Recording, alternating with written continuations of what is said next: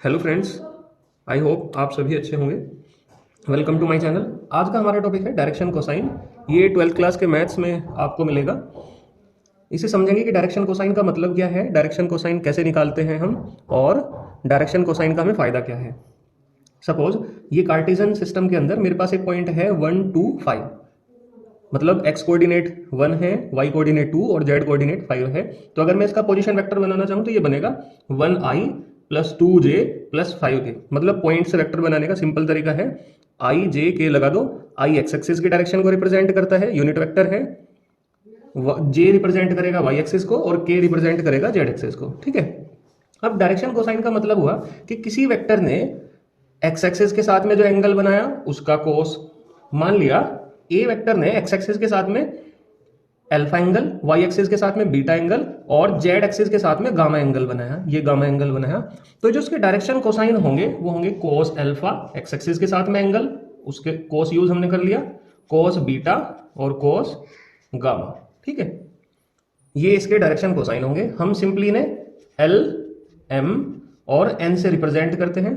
ठीक है, इस तरह से हम डायरेक्शन कोसाइन निकालते हैं। डायरेक्शन कोसाइन हमें ये बताया करते हैं कि एक्स एक्सिस, वाई एक्सिस और जेड एक्सिस के साथ में उस वेक्टर ने कितने एंगल बनाया हुआ। ठीक है, अब बात रहेगी हम इसे कैलकुलेट कैसे करें, डायरेक्शन कोसाइन निकालें कैसे हम किसी वेक्टर से। जैसे ये मुझे वेक्टर दिया हुआ, ये पॉइंट दिया हुआ था, इससे मैंने वेक्टर बनाया और इस वेक्टर को मुझे कन्वर्ट करना, मुझे इससे डायरेक्शन कोसाइन निकालनी। तो देखो, डायरेक्शन कोसाइन जब भी कभी आपको निकालनी हो तो आप सबसे पहले उसे यूनिट वेक्टर में चेंज कर लें।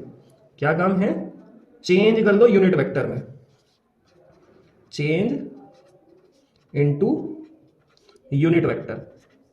और यूनिट वेक्टर में जो आई जे के कोफिशिएंट होंगे वही आपके डायरेक्शन कोसाइन होंगे। ठीक है, जैसे ये वेक्टर है, अगर आप इसका यूनिट वेक्टर बनाना चाहते हैं, यूनिट वेक्टर बनाने का तरीका है कि उस वेक्टर को उसके मैग्नीट्यूड से डिवाइड कर दो। मैग्नीट्यूड कैसे निकालते हैं, मैग्नीट्यूड निकालने का तरीका है आई के कोफिशिएंट का स्क्वायर। आई का कोफिशिएंट कितना है 1, 1 का स्क्वायर, और जे के कोफिशिएंट का स्क्वायर मतलब 2 का स्क्वायर, प्लस के का कोफिशिएंट कितना है 5, 5 का स्क्वायर और उसका स्क्वायर रूट कर देंगे हम। ठीक है, इस तरह से मैग्नीट्यूड निकाल लेंगे। तो 25, 4, 29 और 30 मतलब रूट 30 बन गया। ठीक है, अब हमारे पास यूनिट वेक्टर बना, ये बना आपके पास आई प्लस 2j प्लस 5k। ठीक है, अगर मैं कहीं पे कैप लगाना भूल गया हूँ, ये कैप का मतलब है यूनिट वेक्टर, तो आप इसे अपने आप लगा लेंगे। और मैग्नीट्यूड कितना आया, मैग्नीट्यूड आया रूट 30। तो यहाँ पे डायरेक्शन कोसाइन क्या हुए, डायरेक्शन कोसाइन हुए आई का कोफिशिएंट क्या है 1/√30, 1/√30। जे का कोफिशिएंट कितना है 2/√30, क्योंकि रूट 30 सबके नीचे अलग अलग लिखा जा सकता है। इसी तरह से 5/√30। तो ये इस वेक्टर के डायरेक्शन कोसाइन बन गए।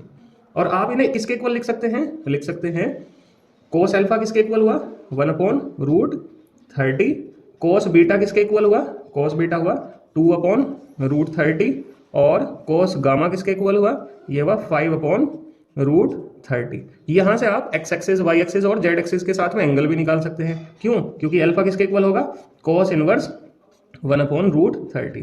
तो डायरेक्शन कोसाइन से हमें ये फायदा है कि हम एक्स एक्सिस, वाई एक्सिस और जेड एक्सिस के साथ में एंगल निकाल सकते हैं।